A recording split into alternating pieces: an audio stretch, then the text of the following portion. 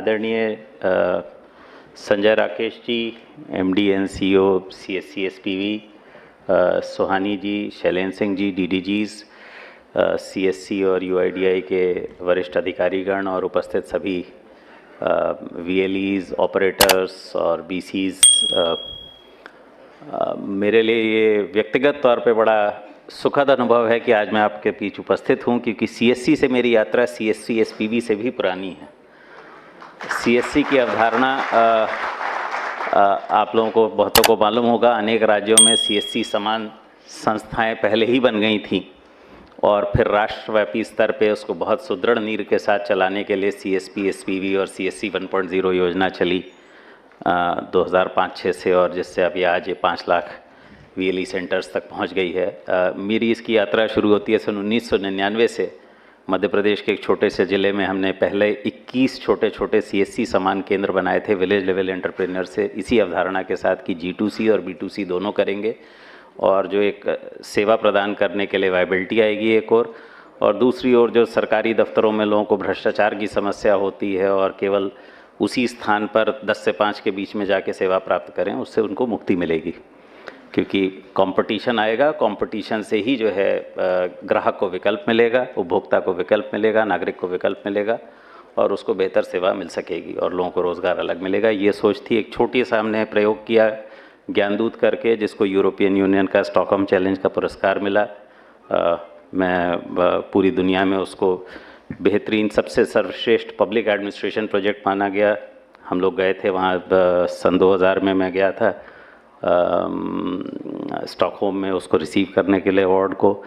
उसके बाद मध्य प्रदेश राज्य का विभाजन हुआ, मैं छत्तीसगढ़ काडर में आवंटित हुआ। छत्तीसगढ़ में क्योंकि ये प्रयोग किया था तो सबसे पहले मुझे इसी काम पे लगाया गया कि एक नई संस्था बनाई चिप्स करके। जो लोग कहीं छत्तीसगढ़ से जुड़े हों उनको उसके बारे में मालूम होगा, और वहाँ पे चॉइस सेंटर के नाम से आज भी जाना जाता है, Chhattisgarh online information for citizen empowerment, choice agent, choice centre. और वही जो है चॉइस सेंटर का हमने नियम सबसे पहले आईटी एक्ट के तहत जो एक होता है कि कानून बनाने की शक्ति राज्य सरकारों को दी गई थी नियम बनाने की। तब तक आईटी में बड़े प्रयोग हो रहे थे, बड़े बड़े। उस समय आंध्र प्रदेश का बड़ा नाम होता था, पर न केंद्र सरकार ने न किसी भी सरकार ने सबसे पहले नियम सन 2002 में छत्तीसगढ़ सरकार ने बनाए, जिसमें कि बिल्कुल कागज़ पे की हुई चीज़ और इलेक्ट्रॉनिक रूप से की गई चीज़ को बराबर मान्यता दी गई।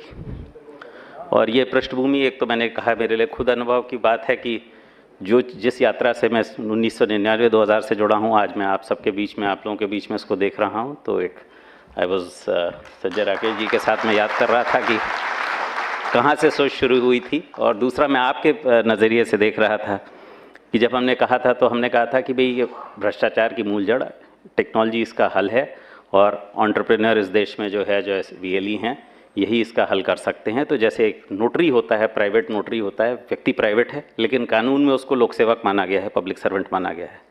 तो यही हमने नियम में भी लिखा था कि वो पब्लिक सर्वेंट के रूप में काम करेगा, एक रेगुलेटेड फीस लेगा, रेगुलेटेड तरीके से नियुक्त होगा और दोनों तरीके का काम करेगा।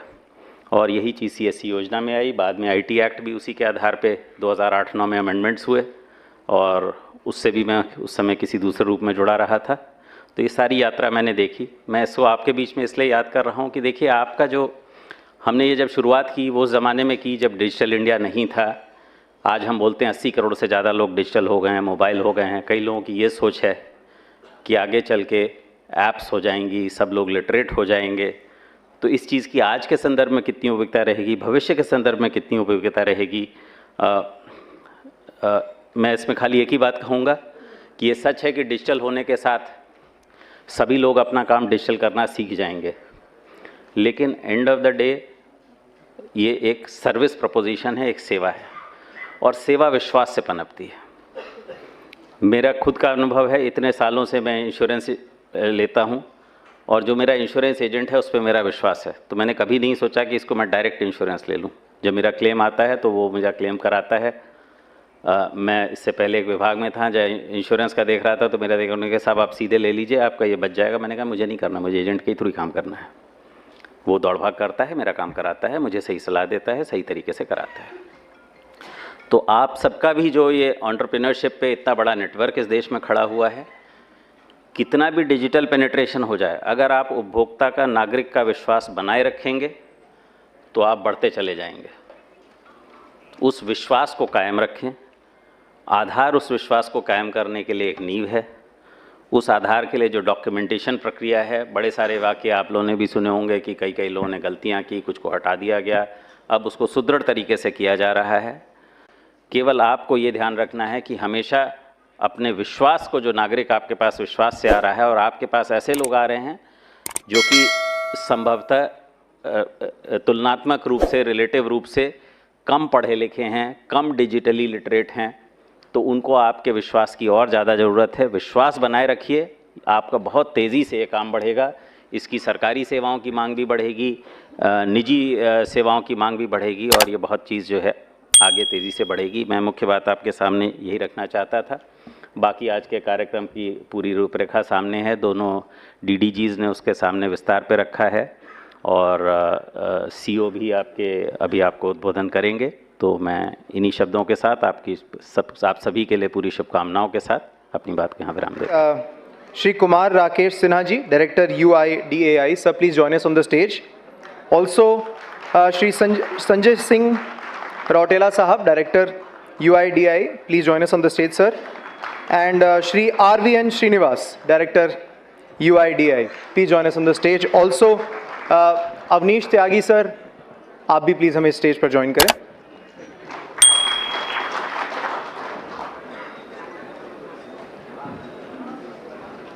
बहुत खुशी हो रही है आज की UIDAI की टीम के कुछ मेंबर्स हमारे साथ जुड़े हैं, जो आपको अलग अलग एस्पेक्ट्स के बारे में ट्रेनिंग देंगे।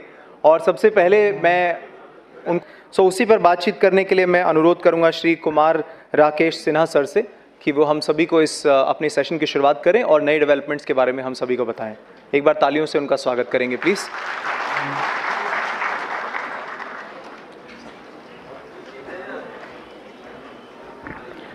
धन्यवाद। आप सभी का इस CSC द्वारा और ऑर्गेनाइज्ड वर्कशॉप में स्वागत है। मैं कुमार राकेश सिन्हा, मैं डायरेक्टर एनरोलमेंट एंड अपडेट हूँ UIDAI के हेडक्वार्टर में, और आप सबों को संबोधित करने के लिए यहाँ उपस्थित हुआ हूँ।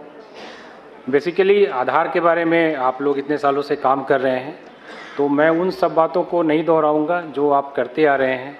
जो आधार एनरोलमेंट आप कर रहे हैं, आधार अपडेट कर रहे हैं, वो सब चीज़ें चलेंगी। उसके बारे में जो अदर एस्पेक्ट हैं, उसके बारे में जो एरर्स की बात है, वो श्रीनिवास जी हमारे सहयोगी हैं, वो आपसे करेंगे। आधार में जो कुछ हम लोग चेंजेस लाने जा रहे हैं या ला चुके हैं, या जो प्लान्ड हैं, उन सब के बारे में मैं आप लोगों को जानकारी दूंगा। इनमें से कुछ चीज़ें हैं जो सिस्टम में आ गई हैं, कुछ आने वाली हैं, और निकट भविष्य में ये सभी चीज़ें प्लान में आ जाएंगी। इन सब चीज़ों पे आधार अथॉरिटी जो है वो काम कर रही है। तो उन सब चीज़ों को बेसिकली आपको फर्स्ट हैंड इन्फॉर्मेशन दे रहे हैं। अभी हमने इनमें से बहुत सारी चीज़ों को पब्लिक डोमेन में नहीं लाया है, फिर भी हम आपको अपना पार्टनर समझते हुए ये सारी चीज़ें आपके साथ शेयर कर रहे हैं।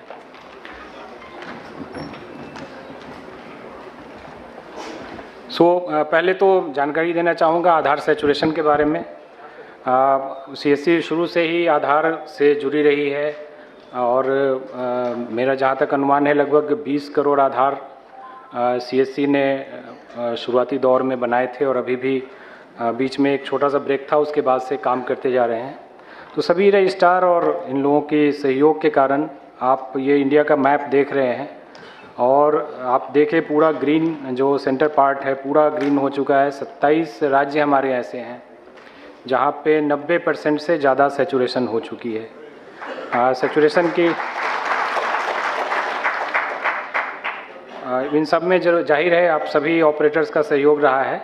और सैचुरेशन की जब हम बात करते हैं तो हम अपना प्रोजेक्टेड पॉपुलेशन जो RGI बताता है, इनफैक्ट RGI की सेंसस 2011 में हुई थी, उसके बाद से 2021 की सेंसस की रिपोर्ट अभी नहीं आई है, कोरोना के कारण जो डिले है, बट उन्होंने एक प्रोजेक्टेड पॉपुलेशन हमें बताया हुआ है। उस प्रोजेक्टेड पॉपुलेशन से जब हम आधार की तुलना करते हैं, इसके साथ ही हम लाइव आधार और आधार जनरेटेड ये कॉन्सेप्ट होता है।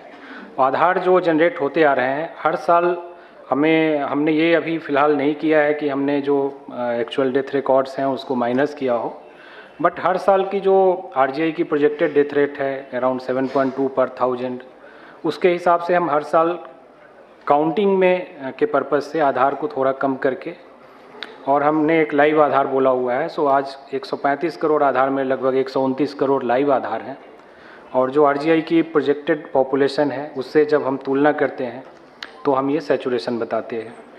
सो सिर्फ कुछ राज्य हैं जहाँ पे सैचुरेशन कम है, जिसको हम बोलते हैं कि 90 से कम है। बिहार, सिक्किम, जम्मू एंड कश्मीर, अरुणाचल, असम और मणिपुर, ये राज्य वैसे हैं जहाँ पे 80 से 90% की सैचुरेशन है, और सिर्फ 3 राज्य या यूटी हैं जो 60 से 80% वाले ब्रैकेट में हैं। कुछ इशूज़ हैं, लोकल इशूज़ हैं, उन सब के कारण है, लेकिन यहाँ पे भी ज़ोर शोर से काम चल रहा है। ओवरऑल पैन इंडिया अगर बोले तो एडल्ट पॉपुलेशन हमारा 100% कवर हो चुका है।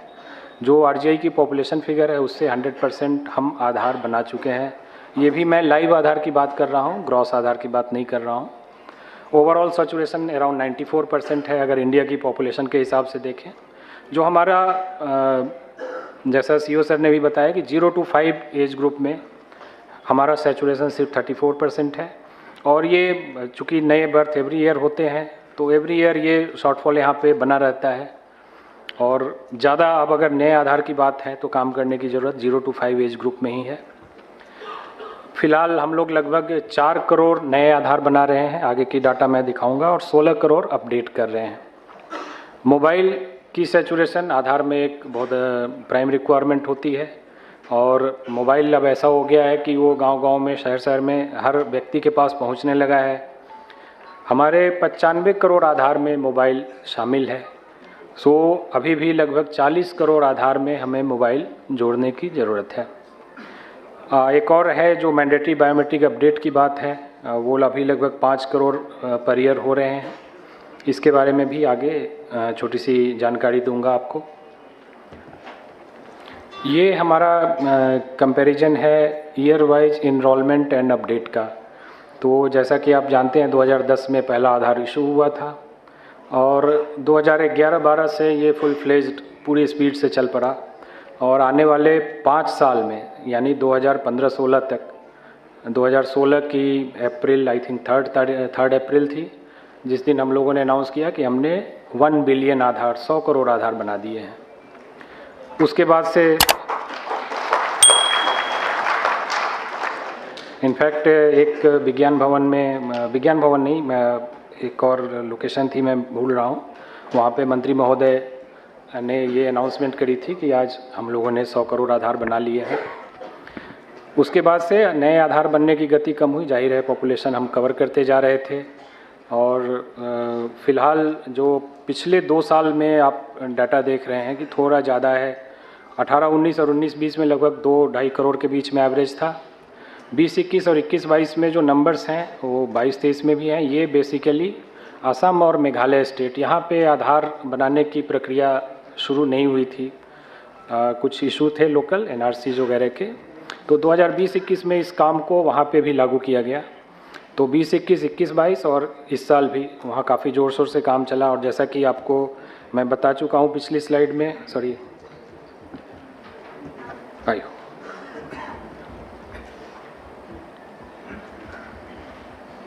पिछली स्लाइड में कि आसाम की सैचुरेशन जो है वो 80 to 90 में आ चुकी है, और मेघालय अभी 60 to 80 में है। तो इस तरह से आगे चल के नए आधार का काम और भी थोड़ा कम ही होगा, क्योंकि सिर्फ 0 to 5 की पॉपुलेशन को कम करेंगे, लेकिन अपडेट का काम लगातार बढ़ता जा रहा है। पिछले 2017-18 से 20-21 तक आप देखें तो फ्लैट 9 करोड़ के आसपास अपडेट था, लेकिन 21-22 में ये 16 करोड़ हुआ। इस साल भी जो डाटा है वो उम्मीद है कि ये 16 करोड़ के आसपास रहेगा, और आगे और बढ़ने के चांसेस हैं। अगला एक नया काम आधार के पास आधार होल्डर्स के लिए हम लोगों ने शुरू किया है, जिसको डॉक्यूमेंट अपडेट बोलते हैं।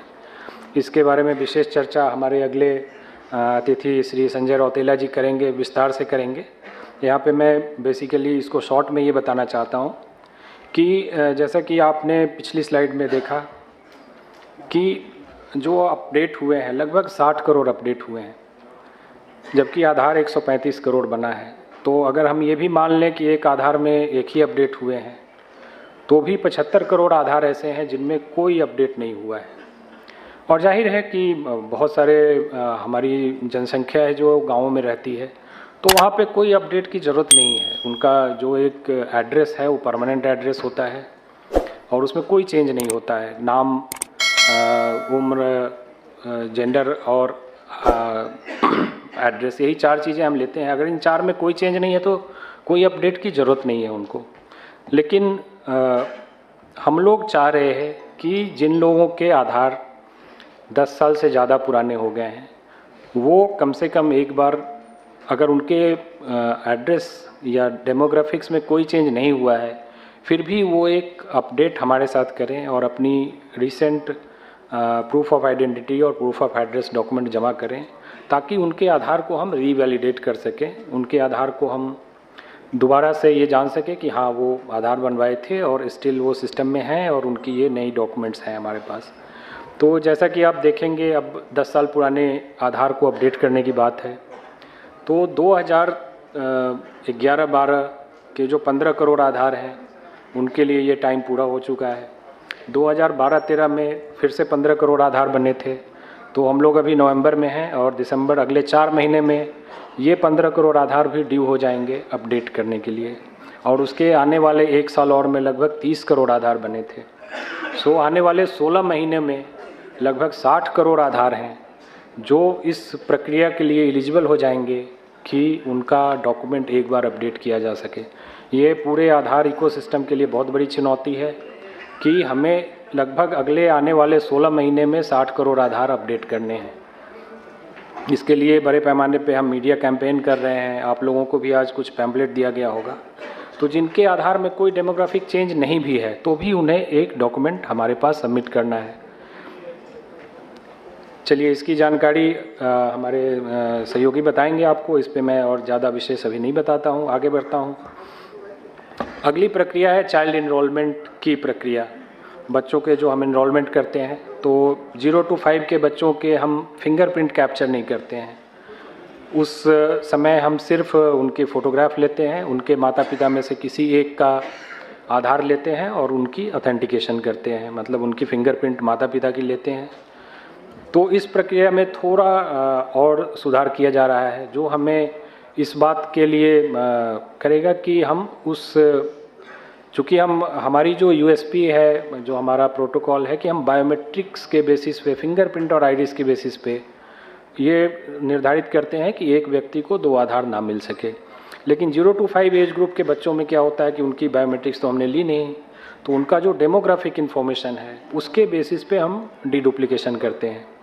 लेकिन उस प्रक्रिया में हम देख रहे हैं कि कई बार एक बच्चे के 2 आधार बन जाते हैं, क्योंकि वो कई बार बच्चे का जो इनरोलमेंट करने जाते हैं तो वो नाम बदल के, कभी बच्चे का नाम तो बचपन में ऐसे ही चेंज होता रहता है, वो तो जब स्कूल जाते हैं तो नाम एक तरह से फिक्स हो पाती है।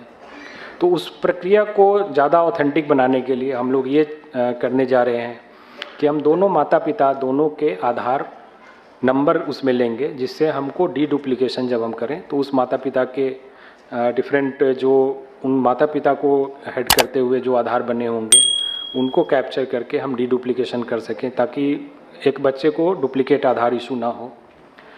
इसमें बहुत सारे ऑप्शन रखे जाएंगे, जहां अगर एक ही माता पिता में से एक अवेलेबल है, दूसरा नहीं है या ऑर्फन है, इस तरह की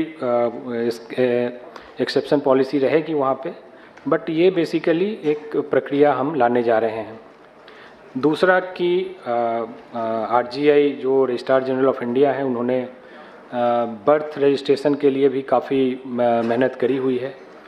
तो हम लोग ये प्रपोज़ करने जा रहे हैं कि आगे के आधार में जो बच्चों का आधार बनेगा, तो प्राइमरी डॉक्यूमेंट सिर्फ बर्थ सर्टिफिकेट होगा। बर्थ सर्टिफिकेट के अलावा दूसरे डॉक्यूमेंट को हम लोग एक्सेप्शन में ही स्वीकार करेंगे, अदरवाइज स्वीकार नहीं करेंगे। तो इस पे भी काम चल रहा है। आने वाले कुछ महीनों में ये प्रक्रिया पूरी तरह से सिस्टम में आ जाएगी। हमें जो अपना क्लाइंट है उसको अपडेट करना है, अपग्रेड करना है, उस प्रक्रिया में है। तो ये आप लोगों के लिए जानकारी है कि फ्यूचर में जब आप बच्चों का इनरोलमेंट करेंगे तो दोनों माता पिता के दोनों का आधार लेना होगा और बर्थ सर्टिफिकेट लगाना होगा। साथ ही आधार लिंक बर्थ रजिस्ट्रेशन, ये एक प्रक्रिया है जिसमें हम RGI जो बर्थ रजिस्ट्रेशन करती है उसका डाटा सॉफ्टवेयर से डायरेक्टली API के माध्यम से हम लेते हैं और जो बर्थ सर्टिफिकेट में डाटा है उसी डाटा के आधार पे आधार बनाया जाता है। तो इस प्रक्रिया में RGI का सहयोग चल रहा है और लगभग 17 राज्यों और केंद्र शासित प्रदेश में हमने इस प्रक्रिया को रोल आउट कर लिया है। बाकी जगह पे काम चल रहा है, हमें ये 36 स्टेट तक UT तक पहुंचना है। तो इस प्रक्रिया के होने के बाद मतलब ऑनलाइन तरीके से आधार बच्चों के आधार 0 to 5 एज ग्रुप के आधार को हम बनाने के लिए आगे बढ़ेंगे। हो सकता है कई स्टेट में खास करके हरियाणा वगैरह में शायद CSC भी हरियाणा गवर्नमेंट के साथ शायद टाइड अप है, तो इस प्रक्रिया को आप लोग जानते होंगे जो वहाँ पे काम कर रहे हैं। हमने कई राज्यों के हेल्थ मिनिस्ट्री को भी अप्रोच किया है कि वो भी अपने सिस्टम को इन बच्चों के इनरोलमेंट के लिए लगाएं और ये सिस्टम ALBR जो आधार लिंक्ड बर्थ रजिस्ट्रेशन है उससे जब लिंक हो जाएगा तो डाटा कैप्चर RGI की सॉफ्टवेयर से डायरेक्ट होगा। अगली प्रक्रिया जो है बच्चों के मैंडेटरी बायोमेट्रिक अपडेट की है। तो मैंडेटरी बायोमेट्रिक अपडेट जो हमारा रेगुलेशन आधार का है वो बोलता है कि बच्चों को 5 से जब वो उनकी उम्र 5 साल की हो जाती है तो अगले 2 साल के अंदर 5 से 7 साल के बीच में और पुनः 15 से जब उनकी उम्र 15 साल की हो जाती है तो अगले 2 साल के अंदर 15 से 17 के बीच में उन्हें एक बार अपना बायोमेट्रिक अपडेट कराना है। 5 से 7 साल वाले एज ग्रुप के लिए तो ये ज़रूरी है क्योंकि उनकी बायोमेट्रिक हमारे पास है ही नहीं, तो ये तो करना बहुत ही ज़रूरी है। और 15 से 17 में भी चूँकि अब मान लीजिए 5 साल के बच्चे ने कराया तो उसकी जो फ़ोटोग्राफ आधार पे होगी, जो उसकी फिंगरप्रिंट फिंगर की साइज़ होगी वो काफ़ी छोटी होगी, तो इसलिए वो 15 के एज में एक बार अपडेट कराना ज़रूरी है ताकि उसकी फ़ोटो अपडेट हो जाए।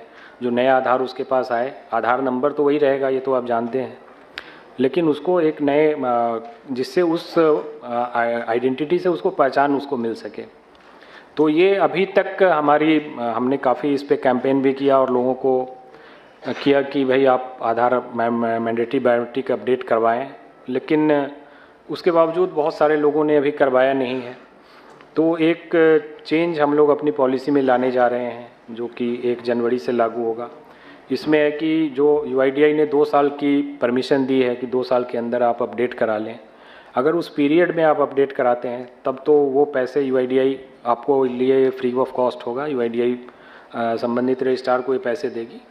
लेकिन अगर आप 7 साल और 17 साल से ऊपर के हो जाते हैं तो आपने वो अपना जो सिस्टम आपको UIDAI ने प्रोवाइड किया था वो आप उसको यूज़ नहीं कर पाए तो उसके बाद वो चार्जेज आपको खुद बियर करने पड़ेंगे। संभव है इसके कारण लोगों में थोड़ी जागरूकता आएगी और ये पिछले लगभग 7-8 महीने से हम लोग इस पे मैसेजिंग कर रहे हैं लोगों को कि आप अपडेट अपने करा लें। आगे ये लगभग 1 जनवरी से हमारा प्लान है कि ये सिस्टम में आ जाएगा। उसके बाद से मैंडेटरी बायोमेट्रिक अपडेट बिल्कुल एज फिक्स हो जाएगा कि 5 से 7 और 15 से 17 में ही UIDAI चार्जेस बियर करेगी। उसके बाद आपको जो कंसर्न रेजिडेंट होंगे उनसे पैसे लेने होंगे। अगली प्रक्रिया जो है वो एडल्ट इनरोलमेंट, जैसा हमने बोला कि ये लगभग 100% हो चुका है पूरे इंडिया में और इस पे बहुत सारे कॉर्नर से हमें आ रही थी कि आप अब थोड़ा ज़्यादा ध्यान दे करके एडल्ट की इनरोलमेंट करें। तो इसके बारे में बहुत सारी चर्चाएं हुई डिफरेंट लेवल पे, जैसा कि CO सर ने भी आपको ब्रीफ किया होगा। तो इस एडल्ट इनरोलमेंट को हम लोग कुछ सेलेक्टेड सेंटर पे डेजिग्नेट करने जा रहे हैं, जो सेंटर बहुत ही कम होंगे। हर एक ब्लॉक या तहसील में एक सेंटर होगा और एक सेंटर डिस्ट्रिक्ट में होगा। लेकिन मैं अगली स्लाइड में आपको बताऊंगा कि इस कारण से आप लोगों को कोई ज़्यादा परेशान होने की ज़रूरत नहीं है। हमने 2022-23 का डाटा एनालिसिस किया है, लगभग 6 महीने का डाटा जो अप्रैल से सितंबर तक का है। इस पीरियड में लगभग 10 करोड़ ट्रांजैक्शन हुए हैं और जिसमें से सिर्फ 20 लाख एडल्ट के इनरोलमेंट हुए हैं, जो कि लगभग 2% से भी थोड़ा कम है, 2% मान लेते हैं। 98% ट्रांजैक्शन जो है वो इस रेस्ट्रिक्शन में कवर नहीं होता है। इसके अलावा जो डॉक्यूमेंट अपडेट है वो एक अपने आप में मैंने बताया कि 60 करोड़ आधार अगले 16 महीने में अपडेट करने हैं, वो भी इस रेस्ट्रिक्शन में कवर नहीं होता है। तो मेरा ये कहना है कि इसके लिए इस 2% काम को अगर हम रेस्ट्रिक्ट भी करेंगे तो इससे आप लोगों के वर्कलोड पे कोई कमी नहीं होने वाली है, वर्कलोड पहले से बहुत ज़्यादा बढ़ने ही वाला है। तो ये UIDAI की एक डिसीजन है कि हम एडल्ट इनरोलमेंट, चूँकि हम 100% पे पहुंच चुके हैं, तो आगे की हम बहुत ही सेलेक्टिव वे में इनरोलमेंट करें, ताकि जो व्यक्ति अभी मतलब ये तो आश्चर्य की बात है कि भाई पिछले 10 साल से आपने आधार क्यों नहीं बनवाए, तो उनके लिए हमें बहुत तरह की जांच करके उनको अब आधार देने की ज़रूरत है। तो इसमें आप लोगों का सहयोग होगा और आप लोगों को इससे वर्कलोड पे कोई कमी नहीं होगा, ये मैं आश्वस्त करना चाहूँगा। आधार चार्जेज के बारे में फर्स्ट सेशन में हमारे DDGRO दिल्ली महोदय ने बताया था कि डिस्प्ले होना चाहिए रेट चार्ट जो है। हमने नया रेट चार्ट भी फिर से इशू कर दिया है, जिसमें डॉक्यूमेंट अपडेट के जो चार्जेज हैं वो भी ऐड कर दिए गए हैं। तो आप लोग भी रेट चार्ट जो है नया ज़रूर अपने सेंटर पे लगाएं और ये सारे चार्जेज जो हैं डिस्प्ले करें, ताकि जनता को किसी तरह की दुविधा ना हो कि भाई इस चार्ज के हमें पैसे देने हैं या नहीं देने हैं। क्योंकि कई बार लोग गलत इसमें, आपको पता होगा कि हम लोग इसके बारे में सर्वे करते हैं। कोई भी कंप्लेंट्स हमारे पास आती है ओवर चार्जिंग की, तो हम एक सर्वे करते हैं। उसके बारे में भी आपको बता दूं कि सर्वे ऐसा नहीं होता है कि एक आदमी ने किसी ने बोल दिया तो हम उसको सही मान लेते हैं। एक लंबी प्रक्रिया से गुजरते हैं। मिनिमम 10 लोगों से हमें पूछना है, और 10 लोगों ने बात करने के बाद अगर 5 या 5 से ज़्यादा लोगों ने बोला कि नहीं हमसे ज़्यादा पैसे लिए गए हैं, तभी जाके हम उस सर्वे को मानते हैं, नहीं तो उसको हम नहीं मानते हैं। और 1-2 लोगों के बोलने से कोई फ़र्क नहीं होता है, हम उनको रिलीज कर देते हैं। तो इसलिए आप लोगों को रेट चार्ट लगा के रखना चाहिए, ताकि जनता को दुविधा ना हो और सही पैसे वो पे करें आपकी सर्विस लेने के लिए। अगली जानकारी है revise list of supporting document. जैसा कि आप जानते हैं, आप पिछले 10 साल से हमारा एक फिक्स पैटर्न था, proof of identity and proof of address, proof of relationship and proof of date of birth. ये 4 डॉक्यूमेंट हम बनाते थे, और ये 4 डॉक्यूमेंट चाहे आप न्यू इनरोलमेंट करें या अपडेट करें, सब में कॉमन होता था। तो अभी तक जो जानकारी है कि वो एक ही डॉक्यूमेंट है, आप उससे इनरोलमेंट भी कर सकते हैं, अपडेट भी कर सकते हैं। लेकिन हम इस प्रक्रिया में फिर से चेंज लाने वाले हैं। हो सकता है आने वाले नए साल में ये आपको देखने को मिले कि अब 3 तरह के डॉक्यूमेंट होंगे। पहला होगा जो चाइल्ड 0 to 5 न्यू इनरोलमेंट, इसमें सिर्फ और सिर्फ बर्थ सर्टिफिकेट होगा, और उसके अलावा कुछ एक्सेप्शन डॉक्यूमेंट होंगे जिनके पास किसी तरह से ये बर्थ सर्टिफिकेट नहीं है। और बाकी न्यू इनरोलमेंट जो 5 से 18 एज ग्रुप या एडल्ट के लिए होगा, उसमें बहुत ही रेस्ट्रिक्टेड टाइप के डॉक्यूमेंट होंगे, वो डिफाइन किए जाएंगे। और बाकी सारे जो डॉक्यूमेंट आप आज की डेट में देख रहे हैं वो अपडेट के लिए वैलिड रहेंगे विथ सर्टेन चेंजेज व्हाट्सोएवर वो हैपन हो रहे हैं। तो बेसिकली अब डॉक्यूमेंट जो अभी एक ही टाइप का होता था, वो डॉक्यूमेंट अब आने वाले समय में 3 टाइप के हो जाएंगे। इसके साथ ही जब ये चेंजेज होंगे तो हम इनरोलमेंट की फॉर्म भी चेंज करेंगे। बच्चों के इनरोलमेंट की फॉर्म अलग होगी, एडल्ट के इनरोलमेंट और अपडेट की फॉर्म अलग होगी। तो ये चेंजेस भी आपको देखने को मिलेंगे। सो नया डॉक्यूमेंट सेट मिलेगा आपको और नए इनरोलमेंट फॉर्म मिलेंगे। एक और नई चीज़ जो आने वाली है, ये भी नए साल के अंदर ज़रूर आ जाएगी। इस पे हो सकता है पायलट हमारा दिसंबर में स्टार्ट हो जाए। अभी एक स्टैंडर्ड सर्टिफिकेट इशू होता है। स्टैंडर्ड सर्टिफिकेट की एक पेपर डॉक्यूमेंट है और उस पर डाटा भरा जाता है, रेजिडेंट की फ़ोटो लगाई जाती है। आप लोग काफ़ी संख्या में इस स्टैंडर्ड सर्टिफिकेट को यूज़ कर रहे होंगे, और वो किसी डेजिग्नेटेड ऑफिसर द्वारा स्टैम्प्ड एंड साइन होता है। इसको हम लोग सीडैक के माध्यम से एक ई-साइंड सर्टिफिकेट क्रिएट करने जा रहे हैं।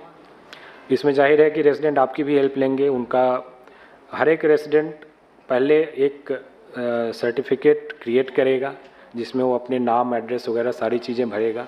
इसमें फ़ायदा ऑपरेटर के लिए ये होने वाला है कि प्रेजेंट सिनेरियो में जो सर्टिफिकेट होता है वो हाथ से भरा होता है, तो कहीं भी कोई करेक्शन होने से फिर वो एक डूबियस डॉक्यूमेंट में आता है, रिजेक्ट हो जाता है।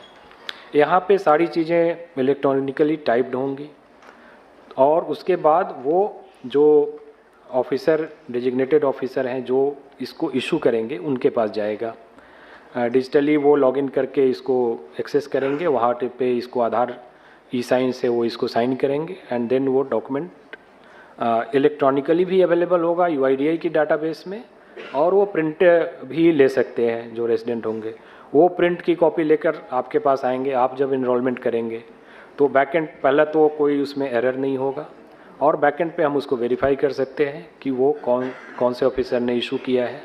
तो उसमें भी जो थोड़ी बहुत गलतियां होती हैं कि किसी के स्टैंप साइन करके लोग ले आते हैं, तो वो आइडेंटिफाई होना इजी हो जाएगा। तो इस प्रक्रिया से भी होने से आप ऑपरेटर्स को काफ़ी सुविधा होगी। आपके एरर काउंट में हम उम्मीद करते हैं कि काफ़ी इससे कमी आएगी। ऑलरेडी हमारा ये फाइनल स्टेज में है और पायलट हम दिसंबर में शुरू करने वाले हैं। तो जैसे ये प्रोग्रेसिवली लॉन्च हो जाएगा और एक्सेप्टेबिलिटी इसकी आ जाएगी, तो उसके बाद हम पेपर फॉर्मेट में ई-साइन डॉक्यूमेंट जो है उसको बंद कर देंगे। एक और जो प्रक्रिया है जिसके बारे में भी बात की गई है, हमने पिछले 3 महीने का एवरेज ट्रांजैक्शन कैलकुलेट किया है। तो हमारे CSC के जो ASK हैं उनकी पर स्टेशन जो ट्रांजैक्शन पर मंथ है वो लगभग 300 है। यानी कि अगर मैं 25 दिन से डिवाइड करूं, 25 वर्किंग डे से, या 30 दिन से भी डिवाइड करूं, तो 10 पर डे पर स्टेशन आता है। और CSC BCs के जो ट्रांजैक्शन हैं वो काफ़ी कम है, लगभग 100 ट्रांजैक्शन एक महीने का। 25 वर्किंग डे का मतलब 4 ट्रांजैक्शन, या 30 वर्किंग डे अगर आप 30 दिन काम करते हैं मतलब 3 से 4 ट्रांजैक्शन। तो ये ट्रांजैक्शन इस बात की ओर इशारा करते हैं कि नंबर्स हमारे एक्टिव स्टेशन के बहुत ज़्यादा हैं। लेकिन उम्मीद है कि आप लोग डॉक्यूमेंट प्रोजेक्ट आने से जो एडिशनल वर्कलोड आया है, आप अपने ट्रांजैक्शन बढ़ा सकेंगे और ज़्यादा से ज़्यादा लोग इस काम को आगे बढ़ा सकेंगे। तो ये चीज़ ऐसी है कि हम दोनों बात कैसे जस्टिफाई करें। एक तरफ हम बोलते हैं कि हमें नंबर्स सेंटर बढ़ाने हैं और दूसरी तरफ जो सेंटर है वहाँ से आउटपुट नहीं आ रहा है। तो इन चीज़ों के बीच में एक सामंजस्य बैलेंस रखना है, सो दैट जितने सेंटर चले वो टोटली लोडेड हों और लोगों को पूरी सुविधा दे सकें। ये सिर्फ हमने सिस्टम आधार बनाने के काम में जुड़ गए हैं, लेकिन हम नंबर्स नहीं कर पा रहे हैं। इसकी जो भी रीज़न हो, तो ये जस्टिफाई नहीं करता है कि हम अपने सेंटर की संख्या बढ़ाएं। तो इस पे भी ध्यान देने की ज़रूरत है। एक तरफ लोग लंबी लंबी क्यू लगा के रहते हैं कि भाई हमें आधार के काम में दिक्कत हो रही है, देरी हो रही है, और दूसरी तरफ जो हमारे सेंटर हैं उनकी एवरेज काफ़ी कम है। तो इस पर भी आप लोग ज़रूर ध्यान देंगे। ये रिजेक्शन की पैरामीटर्स जिसके बारे में भी हमारे DDG महोदय ने बताया था, और इसकी डिटेल प्रेजेंटेशन हमारे श्रीनिवास जी आपको अगली स्लाइड में देंगे। बट ओवरऑल रिजेक्शन जो है वो आप CSC एज ए रजिस्ट्रार, इसमें CSC ASK and CSC BCs दोनों शामिल हैं, अराउंड 11.5% है। और इसमें से 8.76% सिर्फ उस कैटेगरी में आते हैं कि document not as per approved list. तो इस पर भी आप लोगों को ध्यान देने की ज़रूरत है कि जो document listed document drop down menu में आपको एनरोलमेंट या अपडेट करते समय मिलता है, वो डॉक्यूमेंट वैसा ही जमा होना चाहिए, कोई भी और डॉक्यूमेंट जमा नहीं होना चाहिए। ओके, सो मेरा ब्रीफ इतना ही था। मैं पुरानी चीज़ें नहीं बताया हूँ, सिर्फ नई चीज़ें बताया हूँ जो आने वाले दिनों में आपके सामने होंगी अगले 1-2 महीने के अंदर। Thank you.